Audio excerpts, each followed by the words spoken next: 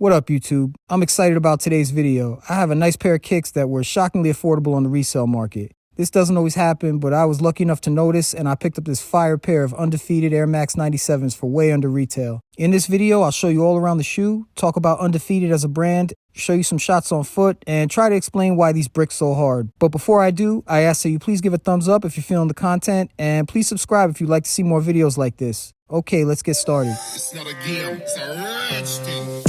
To anyone not familiar with the Air Max 97, I added a link in the description below for Nacho Average Finds. I've been following them for a minute, and they do a good job of quickly breaking down the history and significance of the Air Max 97. Okay, let's start by talking about Undefeated. They started life as a sneaker store in 2002 in Los Angeles, California. They gained a good amount of popularity over the years and quickly evolved into an apparel and lifestyle brand. They have some pretty cool stuff, but I mostly only pay attention to their Nike collabs. They've done collabs with Dunks, Air Force Ones, and obviously Air Max. They make interesting colorways, and I like the look of their 5-strike logo. It's simple and bold without being too serious. Plus, it looks good on a pair of kicks. It kind of reminds me of the All Valley Championship logo on the show Cobra Kai. Check it out. You can clearly see the similarities. From what I know, Undefeated's first Air Max 97 collab originally dropped in 2017 as a Complex Con Friends and Family exclusive. They released a black pair and a white pair. I'm told these two pairs were inspired by Gucci, and you could see that with the hits of green and red wrapping around the shoe. At the time, people were going crazy for these, and they were reselling for around $1,000 US. Nowadays, the prices are all over the board, and you could pick up a pair anywhere between $500 and $1,700, depending on the size and color. With numbers like this, clearly, people still like the 97 Undefeated, which makes their 2020 release all the more confusing. With all the hype surrounding the first two pairs, they released 3 new pairs in December of 2020 for $180 US. There was a black and bolt pair, the UCLA colorway, and this black militia green, or olive pair as I call it. This olive pair is without question my favorite pair from the pack, but regarding all pairs, no one seemed to care, and they completely bricked on the resale market, leaving a lot of resellers stuck with a bunch of inventory they couldn't unload. I didn't understand why, and over the past 2 years, I've watched the prices drop lower and lower. This sucks for resellers, but from the perspective of an actual sneaker fan, this was great to see, and it gave me the opportunity to pick up a special pair of kicks for around $120. That's $60 under what these retailed for. Not only is that great for a special Nike collab, it's great for a general release you would find at any random store. That's a win, but still doesn't explain why nobody wants these. I do have a few theories, however. Maybe it was a result of poor timing when they dropped, or the slightly subpar quality of the kicks. Perhaps Nike simply made too many pairs and oversaturated the market. It happens, and I'm sure that was a factor. Maybe they overestimated the global popularity of the 97. This shoe has a cult following in some places, but perhaps not necessarily with the same type of people that are willing to pay $1,000 for a pair of kicks. Maybe Undefeated's brand appeal isn't as strong as some thought.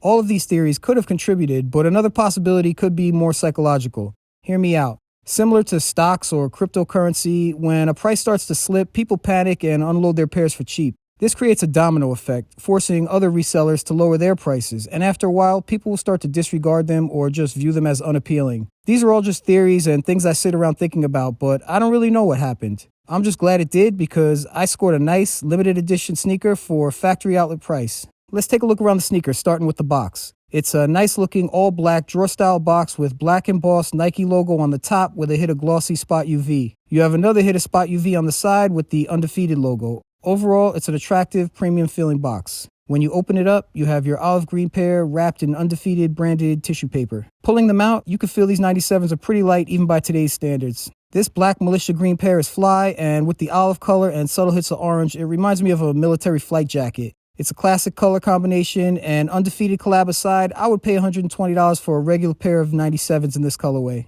These shoes were originally designed by a guy named Christian Trescher and released in 1997, hence the name Air Max 97. His design inspiration came from a rippling water effect. That's clear when you look at these from the top down. Obviously, these are the successor of the Air Max 96, but from the look of them, they are the unmistakable evolution of the legendary Air Max 95. Typically, limited edition collabs add premium materials to make them feel more special, but it looks like these ones are pretty standard. And while it does still feel special, the materials are definitely not premium. That being said, I like that they're made up of synthetic leather and didn't have to use any dead animals to make these. They're also made up of this durable mesh material that will take a beating and still look good. In addition, there's also a lot of reflective 3M compound applied to these. If you look at them in the dark, you could see that there's a ton of 3M, and not just in green, but also in black going up the tongue. It's an interesting look when the light hits them, plus it makes them safer for walking or jogging at night.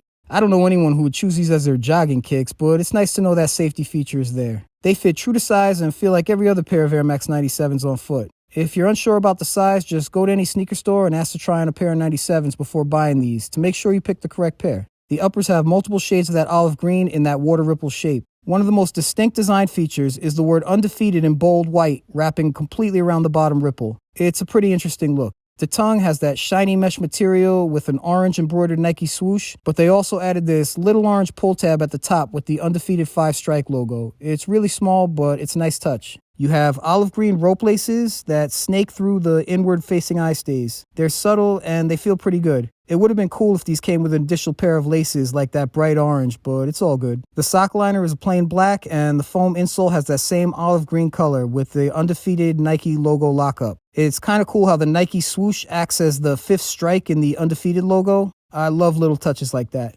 Moving to the rear of the sneaker, you have a black and green pull tab with the words Air Max embroidered into them. Below that, you have another Nike swoosh debossed into the rear midsole. Speaking of the midsole, you'll see a white full-length polyurethane midsole with the long air unit below spanning the entire sneaker. This air unit was always cool, but if I'm being honest, you never really feel that smush or bounce back you expect to feel in these. If you're looking for that bouncy feel, try out a pair of Air Max 720s or 2090s. Above the midsole, you have a small black Nike swoosh embroidered into the lateral and medial sides. The outsole is almost completely black with a small orange Nike swoosh and 2 small hits of orange by the toe and heel areas. You could see it slightly peeking out the front and side, but it would have been cool if they added more orange, similar to what they did on the outsole of the Bolt pair. I think that would have made these way more interesting, but it still looks pretty good, and at least you won't see as much dirt and wear. One other touch they added to the outsole is this shiny plastic dome with an orange Nike swoosh. I don't know why, but I always like this little dome air pocket. It's so random, but it gives the outsole an interesting look.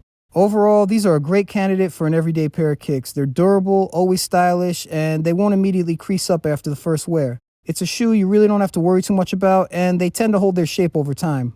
In conclusion, I'm glad these bricked, because it gave me the opportunity to score a unique pair of Air Max 97s for way under retail. They're not the most comfortable kicks. The uppers and even the air unit are actually kind of stiff compared to other Air Max, but in a way that's a good thing. Because they're so stiff, they'll hold their form, and I'm pretty sure this toe box will never crease. The mesh might eventually start to get a little wavy, but that's about it. As long as you make an effort to protect the white midsole and clean them from time to time, I'm confident these will look fresh for years to come. Everyone loves Jordans and Dunks, but those are way too in demand right now. And for people who want to look fly on a budget, these should definitely be considered as a pair you could pick up for a good price and actually wear. That's my video on the Nike Air Max 97 Undefeated in Black Militia Green. Before I go, I ask you please click the thumbs up if you like this video. Please subscribe if you'd like to see more, and click the notification bell to stay up to date on my latest videos. I would appreciate it, and it would definitely help the channel. Also, feel free to visit me on Instagram at E21Life for other pics and randomness. As always, thanks for watching, and until next time, stay safe, everyone. Peace. It's not a game, it's a rich thing.